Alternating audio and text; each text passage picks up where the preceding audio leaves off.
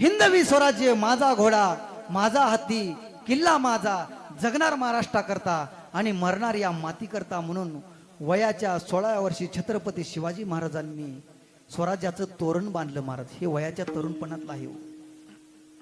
आज हे माझा भारत देश कोणाच्याही पारतंत्र्याखाली जगू नये आणि जगावा पण फक्त स्वातंत्र्यासाठी जगावा. म्हणून या देशाच्या स्वातंत्र्यासाठी फासावर जाणारा भगतसिंग हे वयाच्या 23व्या वर्षी भगतसिंग फासावर गेला. महाराज हे तरुणपणातलं आहे. हे आपल्या तरुणांनी ऐकलं पाहिजे. महाराज अरे वयाच्या 16व्या वर्षी विश्व माऊली ज्ञानोबारायांनी ज्ञानेश्वरी सारखा महान ग्रंथ तुमच्या माझ्या हातात दिला.